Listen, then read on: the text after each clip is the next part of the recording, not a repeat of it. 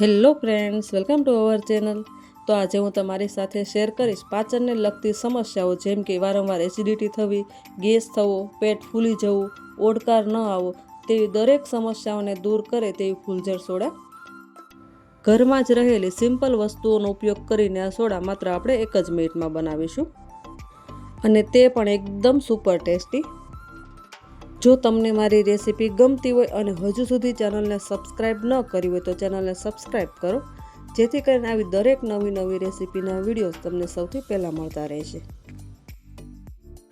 પાચનની દરેક સમસ્યાઓ દૂર કરે અને ઉનાળાની ગરમીમાં પીવાની મજા પડે તેવી ઠંડી ફૂલઝર સોડા બનાવવા માટે સૌથી પહેલાં તો આપણે સોડા બનાવવા માટેની સામગ્રી જોઈ લઈએ। 1 બાઉલ જેટલા આપણે પુદીનાના પાન લીધેલા છે, 1 બાઉલ લીલા ધાણા, 1 મીડિયમ સાઇઝનું મરચું અને 1 આદુનો ટુકડો લીધેલો છે, 2 લીંબુ, અને સાથે મસાલામાં આપણે 2 મોટી ચમચી જેટલો જલજીરા પાવડર, 2 મોટી ચમચી જીરું, 2 ચમચી જેટલો આપણે સંચળ પાવડર લીધેલો છે, અને સાથે આપણે સાકર લીધેલી છે। તો ચાલો આપણે રેસીપી સ્ટાર્ટ કરીએ। તો સૌથી પહેલાં મિક્સી જારમાં આપણે ફુદીનાના પાન એડ કરીએ। સોડામાં ફુદીનો એડ કરવાથી પાચનની તકલીફ દૂર થાય છે। 1 બાઉલ જેટલા આપણે લીલા ધાણા એડ કરીશું। લીલા ધાણા પાચનને સુધારે છે અને સાથે ગરમીમાં શરીરને ઠંડક આપે છે। સોડાને આપણે એકદમ ટેંગી ટેસ્ટ આપવા માટે 1 મીડિયમ સાઇઝનું મરચું એડ કરીશું। મરચું આપણે તીખાશવાળું નથી લેવાનું। આદુ પાચન સંબંધી સમસ્યાઓ દૂર કરે છે અને પેટને સ્વસ્થ રાખે છે। 2 ચમચી જીરું એડ કરી। જીરું પેટને લગતી તમામ સમસ્યાઓ, ગેસ, અપચો વગેરે દૂર કરે છે। 1 ચમચી જેટલો આપણે સંચળ પાવડર એડ કરીશું, તે પેટને સાફ કરે છે અને સાથે પાચનને પણ સુધારે છે। 1 મોટી ચમચી જેટલો આપણે જલજીરા પાવડર એડ કરીશું। અડધી ચમચી જેટલો આપણે નમક એડ કરીશું, અને 2 મોટી ચમચી આપણે લીંબુનો રસ એડ કરીએ।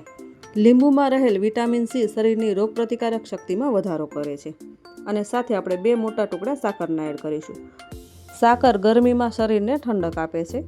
અને હવે થોડું પાણી એડ કરીને આ બધી જ વસ્તુઓને આપણે એકદમ સ્મૂથ પેસ્ટ રેડી કરી લઈએ।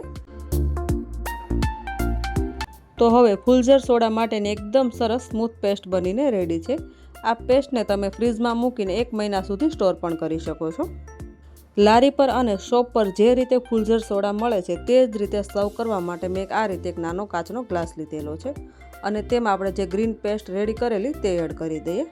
અને હવે આ રીતે જે સાદી સોડા આવે છે ને તે મેં લીધેલી છે।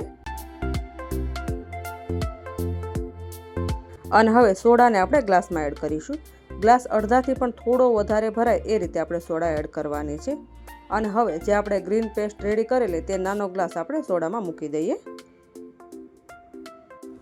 તો એકદમ સરસ ટેસ્ટી એવી આપણે ફૂલઝર સોડા બનીને રેડી છે।